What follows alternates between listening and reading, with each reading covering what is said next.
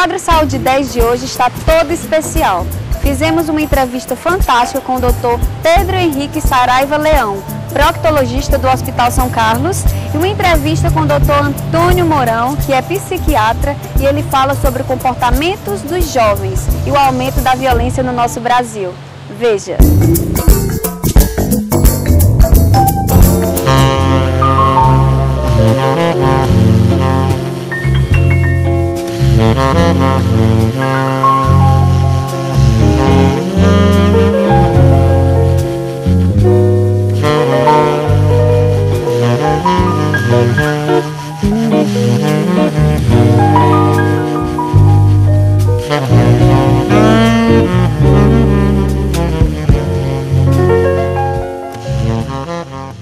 O câncer de colo só aumenta no nosso Brasil. Hoje vou conversar com o Dr. Pedro Henrique Saraiva Leão, que é um grande médico proctologista e também escritor.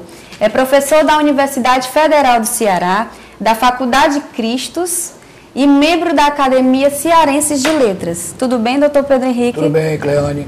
Eu gostaria de começar e perguntar qual a incidência do câncer de colo no Brasil? No Brasil, segundo o Instituto Nacional do Câncer, ele vem logo após o câncer de estômago. Nos Estados Unidos é a terceira causa de óbito por câncer, né? E uma incidência que vem aumentando muito em mercê de fatores que a gente pode discutir aqui. Quais os sintomas mais comuns? Bem, vamos primeiro às causas. O que surge o câncer? Ninguém sabe exatamente, os doutores não sabem exatamente por quê, mas sabe-se o seguinte, que várias condições são favoráveis ao desenvolvimento de câncer de cólon e reto. Falta de fibra na dieta. O nordestino não come muito mato. Eu digo aos alunos na faculdade, mas professor, comer mato? Sim, comer mato. Alface, couve, cenoura, beterraba, palmito, aspargo, brócolis, vagem, comer laranja com bago, tira a casca e os caroços, tangerina, pedaço de manga. O mamão é só meio folclórico.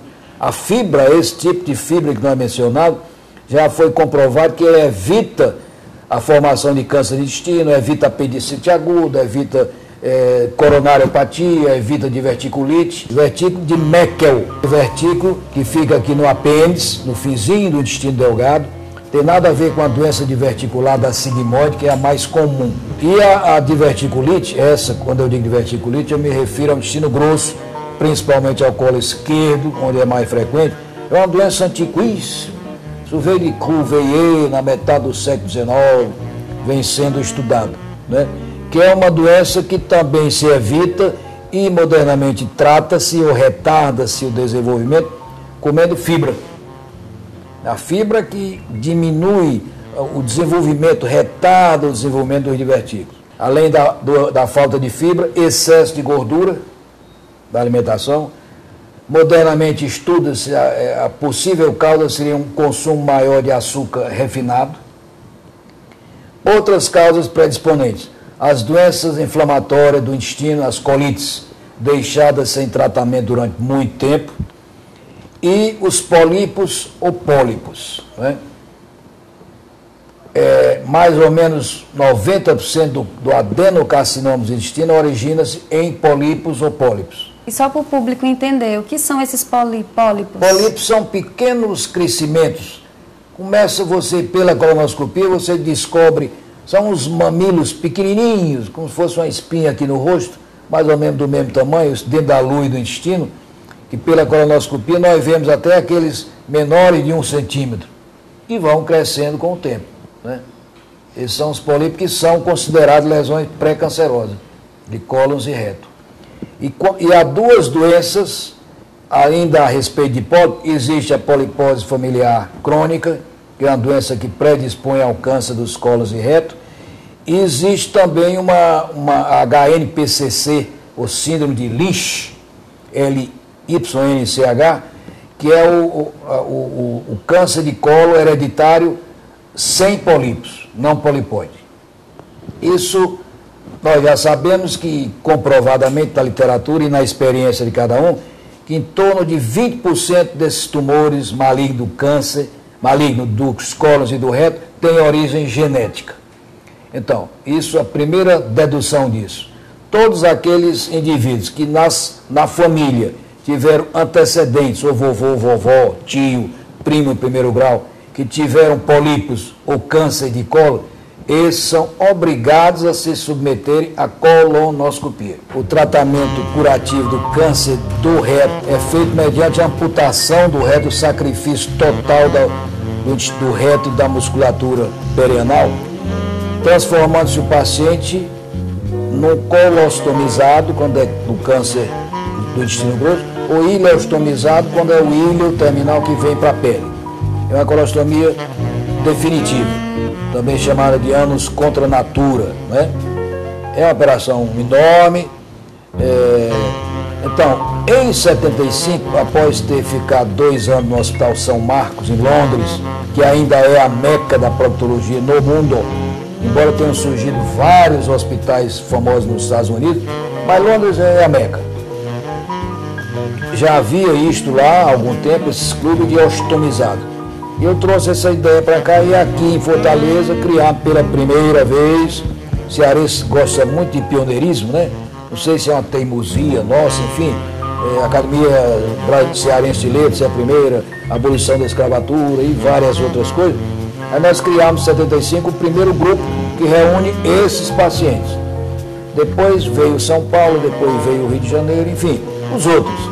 E é uma coisa que fantástica para eles, é uma experiência muito interessante. Os ostomizados. Os epitélios que cobrem o colo uterino são aqueles mesmos que revestem a junção anorretal. Então, se você perguntar se a paciente que tem um câncer de colo uterino estaria mais propensa a ter um câncer de canal anal, talvez, mas de qualquer maneira seria uma coisa, isso não é ainda confirmado muito em medicina, mas não há uma propensão direta, porque teve câncer de colo de útero, ter câncer de intestino grosso, não. Sexo anal não dá câncer de colo, câncer de reto, não. O que se observa, principalmente 57, 58 para cá, quando a AIDS surgiu no mundo, é que a relação ano-retal pode inocular o vírus da AIDS, né? Mas câncer, propriamente, não. Doutor, eu queria saber, até para explicar para quem está nos assistindo, o que é hemorroida? Hemorroidas são as dilatações das veias do reto. Existem dilatações das veias das pernas, né, principalmente em mulher. Então, as hemorroidas são as varizes, as varicosidades das veias retais. E eu sei que, além de médico, de um grande médico, você é um escritor. E o senhor pode falar qual a sua maior paixão? É pela medicina ou pela literatura? Pergunta difícil. É como eu tenho 3 filhos, de qual o senhor gosta mais? Eu não sei. Não é? Eu gosto da mesma maneira de todos eles.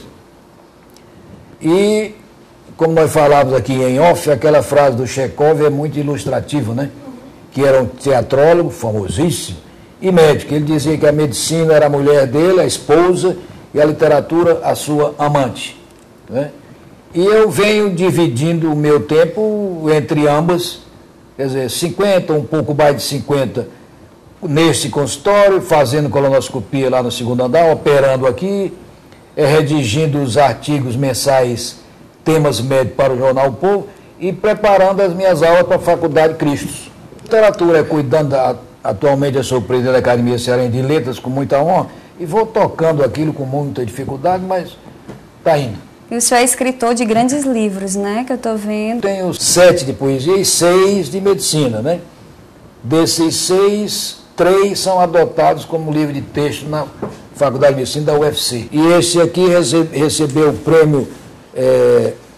prêmio da Secretaria de Saúde do Estado, como melhor trabalho científico, né, na época da sua publicação, que foi em 84. Câncer nos colos e no reto, mesmos e outros aspectos, abolindo certos mitos e dizendo o que se conhecia até aquela época sobre essa doença. E sobre as hemorroidas, né? Conhecidíssimas, né? Fatos e ficções. Há muita ficção, inclusive há um folclore enorme. Eu falo tudo isso aqui. Doutor Pedro Henrique, é uma honra entrevistá-lo e o programa Corpo e Estilo agradece a sua participação. Prazer e honra nossos. Estamos aqui sempre às ordens.